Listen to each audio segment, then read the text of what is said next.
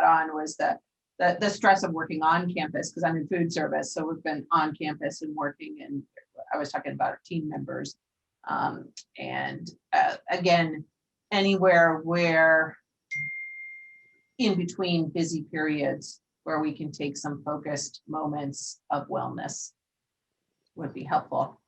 Okay. Absolutely. So, and just so you're both aware, I have been asked to record the content and upload it for our Fit Life department. So I've started that because otherwise I'll forget. I can cut this beginning bit out of it. So that's why that's happening. Okay. So my name is Laura. I work with Fit Life.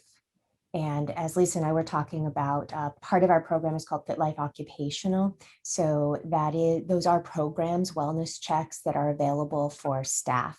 So we actually come around and do things like movement, mindful movement, occupational movement, breath work to help you feel better in your body throughout the workday. And my experience with this beyond that is that I work as a stress management specialist in cardiac rehab. So I'm working with people when they've gone through some very stressful events to use these techniques to help with healing. Awesome. So let me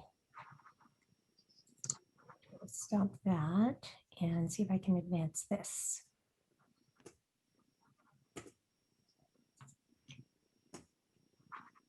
So as you know, this month's Tritons Go workshop does focus on breathing for wellness. And we're going to talk about why we would use these techniques. We'll experiment with some of these techniques, and we'll talk about ways for you to incorporate them into your daily life.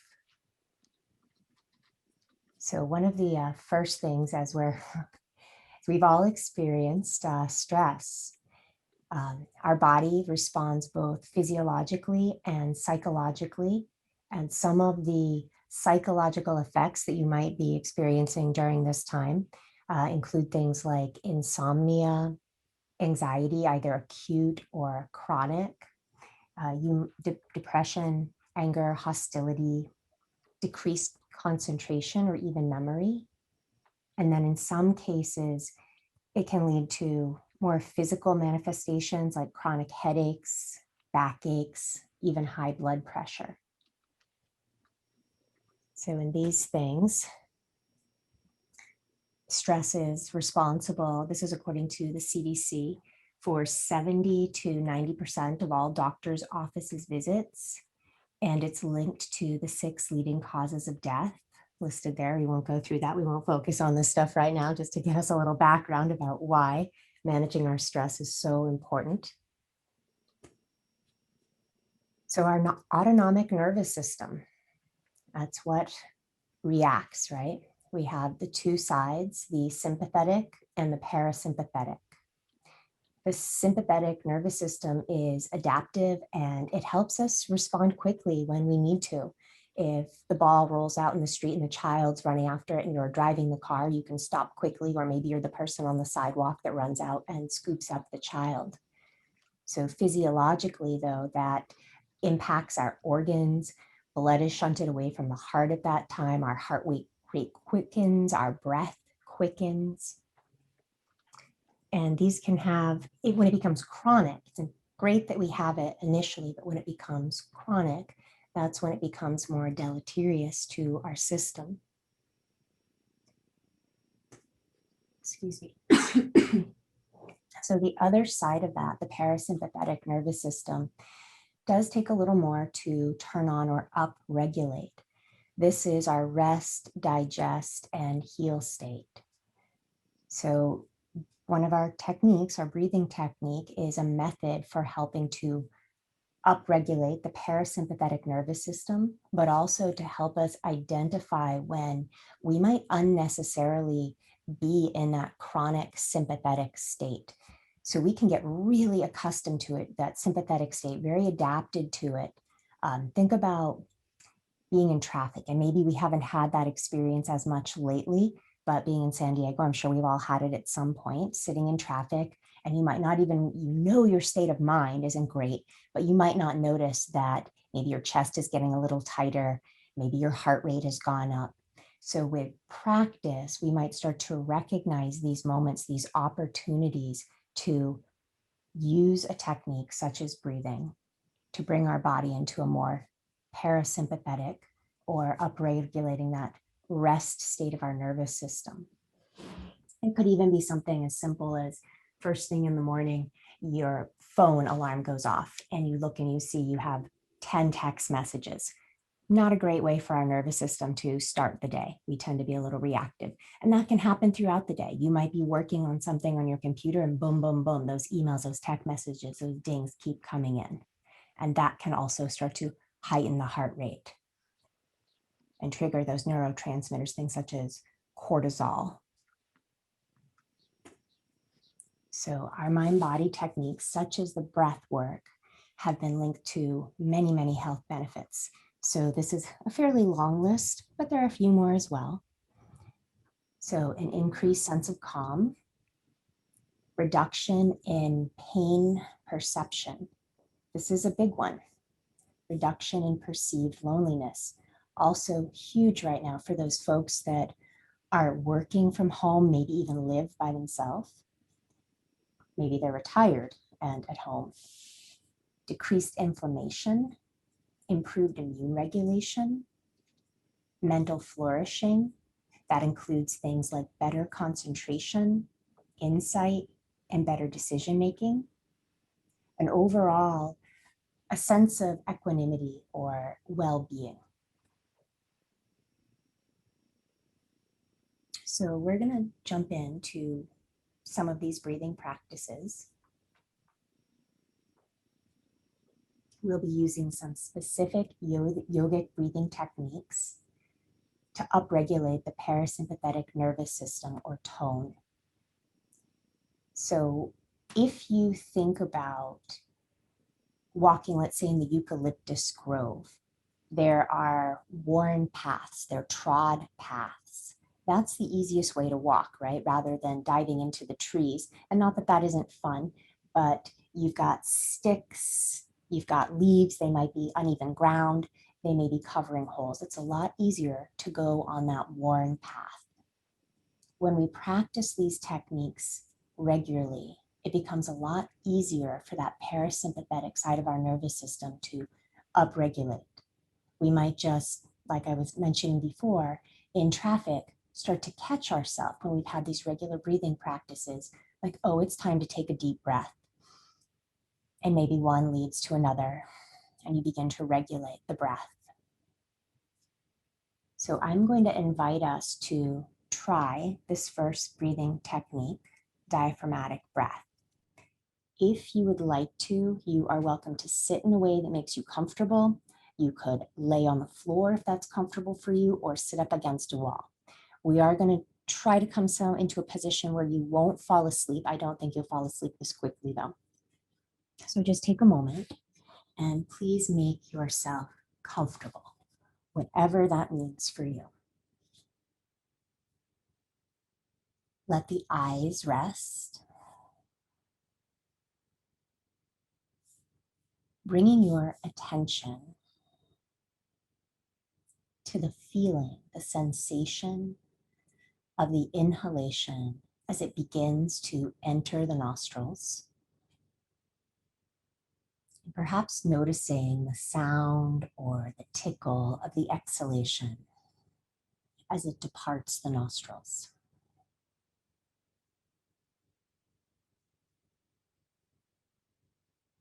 So with this breath technique, we are thinking about both inhaling and exhaling through the nose.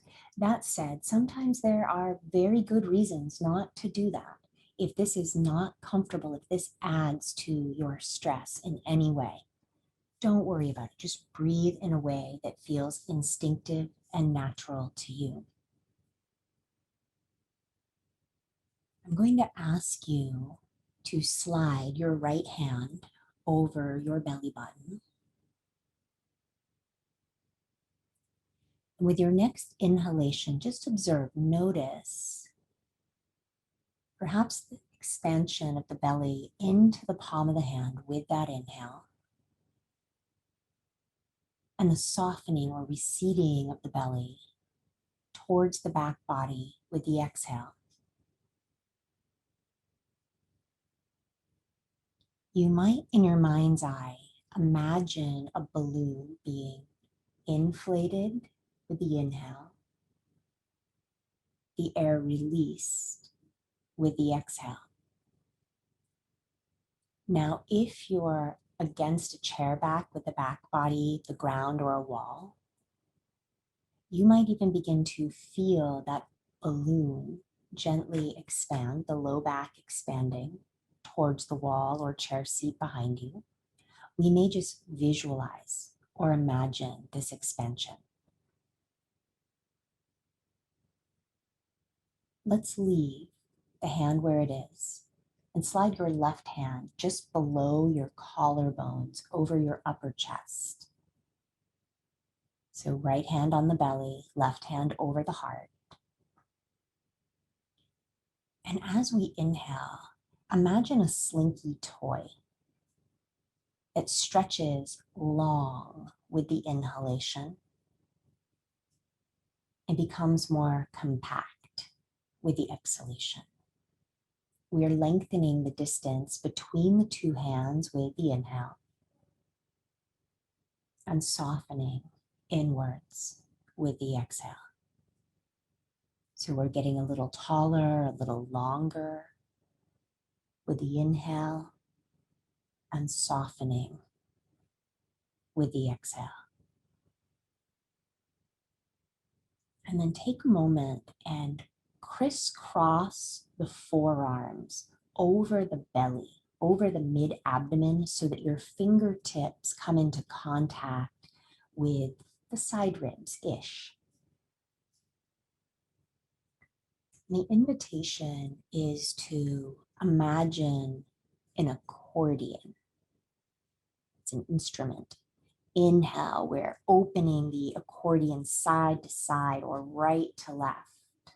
And as we exhale, the bookends of the accordion come in towards one another. Inhale, there's an expansion wide, and exhale, a softening inwards. And just take a moment and notice, was one of these breath directions more instinctive to you than another? And you might choose to return to that breath direction. You might even choose to keep the hands on the body to accompany that breath direction. It may be that hands on the body in a particular way feels more soothing to you. As we inhale, expand the belly, the balloon inflating, and as we exhale, softening. As we inhale, there's a lengthening, a slinky stretching, and exhale, softening. And as we inhale, we're widening the ribs like an accordion, and exhale, softening. And it may be that we just hold one of these images in our mind's eye and practice that. We may be comfortable holding all three breath directions in the mind's eye as we breathe. You may just choose to do the one that's most challenging for you even, practicing that. So let's try this full diaphragmatic breath for 1 minute. I'm going to set a timer. There will be a bell at the end of the timer.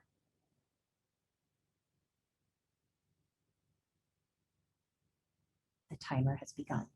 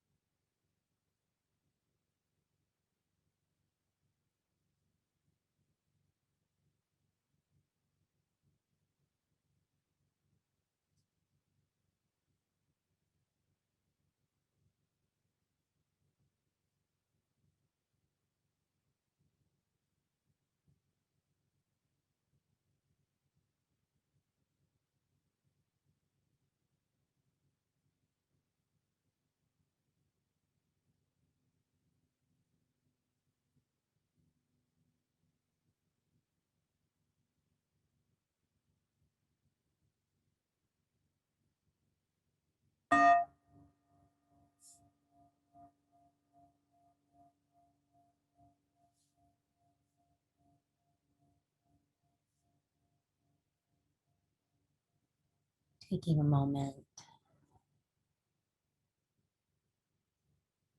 put a little movement into the toes. Bring a little movement into your fingers. Perhaps swallowing or running the tongue across the fronts of the teeth. And in your own time, letting the lashes part. Just checking in, noticing how you're feeling. Has there been a shift?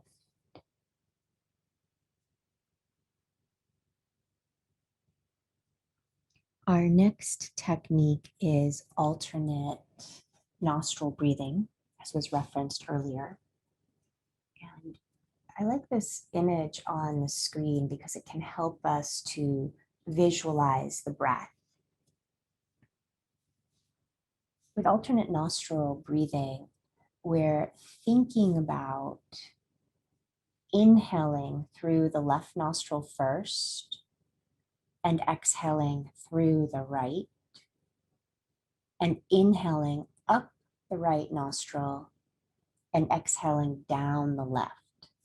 That comprises one breath cycle. Barring anything mechanical, you may notice that throughout the day, your nostril dominance changes. In fact, I would invite you right now to just take your right thumb and block your right nostril. Take an inhale through the left, check it out, and exhale. And then use your left thumb to block the left nostril, taking an inhale through the right and releasing. And you might have to go back and forth. It might be very obvious which one is dominant at this moment. You might have to go back and forth a couple of times to really hone in on that. So we have erectile tissue in our nose, and as it swells, our nostril dominance changes throughout the day. So with the hands resting, palms face up on the thighs, closing the eyes, the invitation is to visualize, to imagine that you're inhaling up the slope of your left nostril, the breath U-turns, and exhaling down the slope of the right nostril. Inhaling at your own rhythm up the slope of the right nostril and exhaling down the left. That's one cycle. We'll repeat, inhaling up the left, the breath U-turns, exhale down the right, inhale up the right, U-turn and exhale left, completing a cycle. Inhale left, exhale right. Inhale right, exhale left. This can be done at your own rhythm. Now we could do this with mechanical blocks. You might be using your right thumb to very gently close the right nostril. We're not bending the nose over to the left, just a gentle closure. Inhale through the left nostril. Close the left nostril with the right ring finger. Open the thumb and exhale right. Inhale, right nostril, close, open left, exhale left.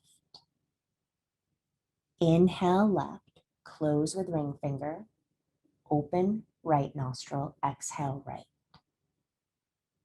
Inhale right, exhale left. So we may find that we prefer to do this with or without the mechanical block.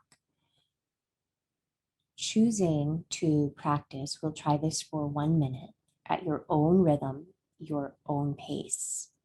You can split it up. You might try some with the finger block and some without. remembering that one breath cycle is beginning on the left nostril with the inhale and then concluding with the exhale on the left nostril. So we'll try that now.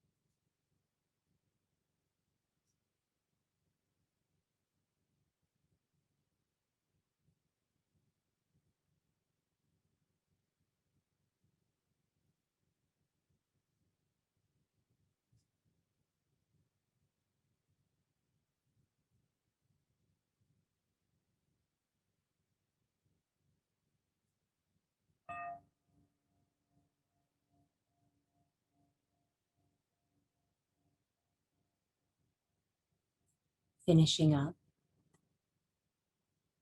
Let the breath smooth out. Release the fingers if you're using the fingers. And again, just noticing, checking in. How do you feel?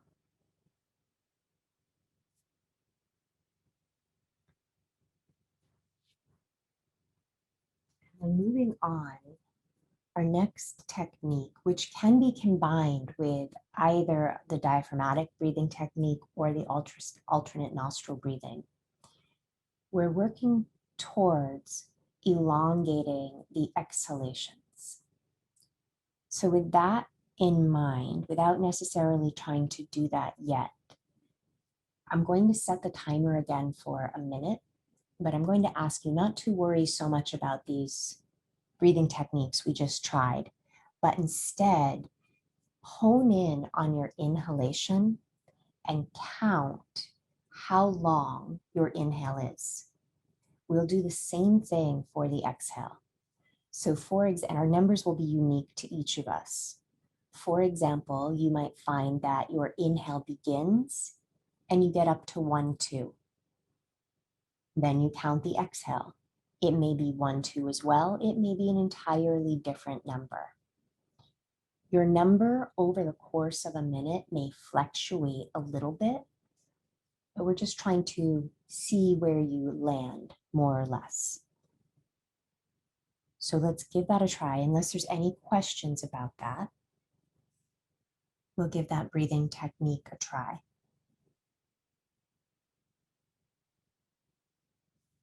So the minute has begun. Counting up the duration of the inhalation, counting the length, the duration of the exhalation.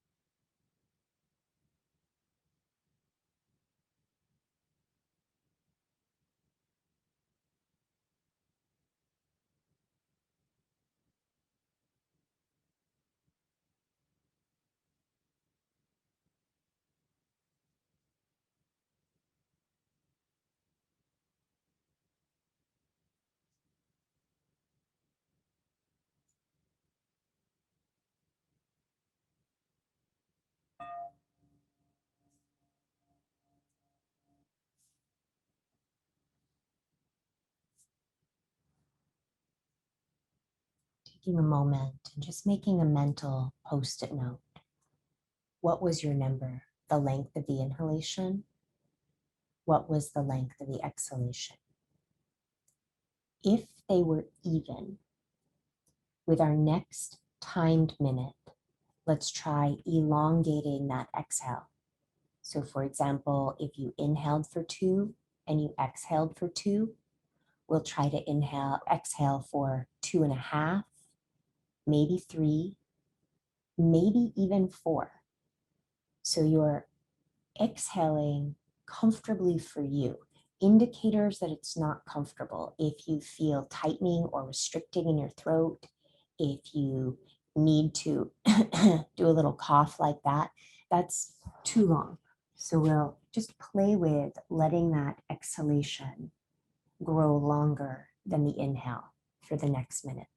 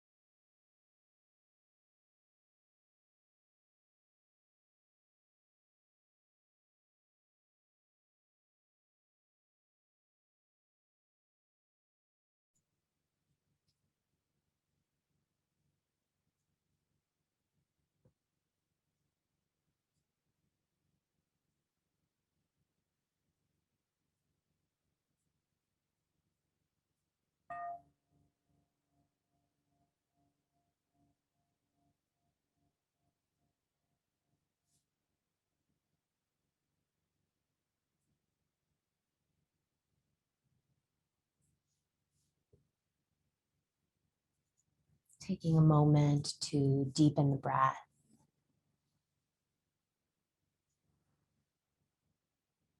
Perhaps bringing a little movement to toes, to fingers. Bringing palms together in front of the heart, rubbing the hands together. Perhaps cupping the hands over the eyes. Take a deep inhale and exhale. Release, let it go. As you feel ready, opening the eyes. And just noticing, how did it go with the elongation of the exhalation? How do you feel having tried out these 3 breathing techniques?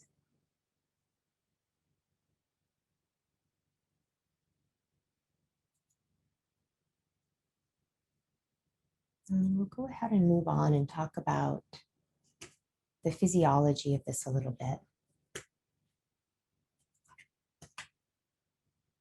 So if you happen to be looking at the computer screen, and you don't have to be, you're welcome to just listen if you prefer.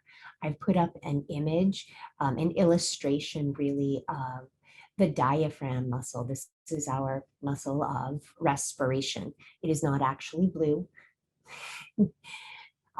So we see it both inside the rib cage here, and when it is domed like that, that is actually our exhalation when the diaphragm is lifted.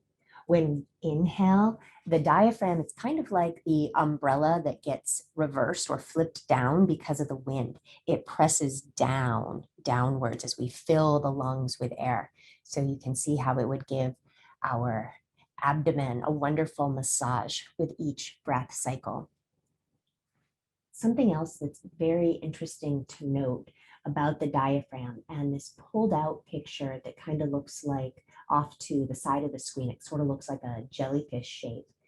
There are holes in the diaphragm. There are openings in the diaphragm that it is the esophageal hiatus. So you could see how restrictions there may impact digestion, but also the vagus nerve passes through that. The vagus nerve is the major nerve of the parasympathetic division of our autonomic nervous system, and it's critically involved in the neuroimmunomodulation. It's responsible for tasks such as heart rate, peristalsis, digestion, right, amongst others.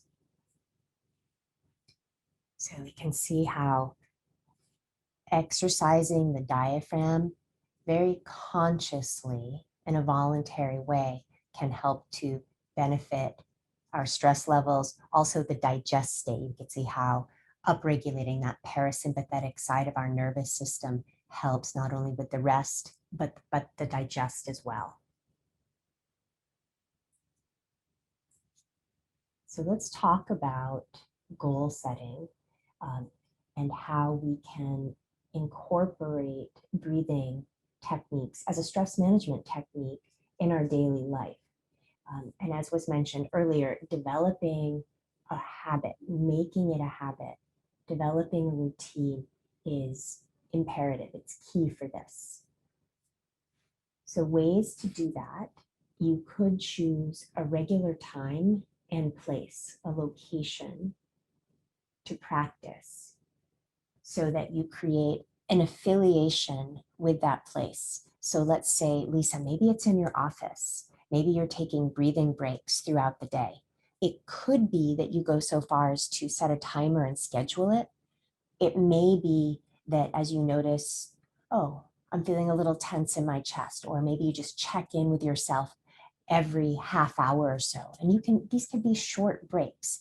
They can make a big difference though. You might just stop for a minute. You might find that those minutes comfortably grow into 3 minutes, 5 minutes, even 15 minutes of practice. As I mentioned before, the car on your commute, that could be a time where you practice some breathing techniques. So if you're choosing a location to do a longer, regular practice, say perhaps at home or you're going to the park to be out in nature, you'll start to create kind of like that path in the woods. It could be that as soon as you go into that spot that you've set up or you do your practice regularly in, the body upregulates the parasympathetic nervous system over time as we create that path. So limiting distractions is also important. So it is really great to set up a dedicated time and space where we're not also checking email, we're not looking at all the tabs on the computer, silencing the phone, turning the TV off, maybe if it's at home and there's family or roommates around, where closing the door, we might put up a little sign, peace for 10 minutes. But we really can do our practice anywhere at all. You go to the dentist, you can find yourself in the waiting room or in the chair to get your x-rays using those breathing techniques. So please let me know if you have any questions at all.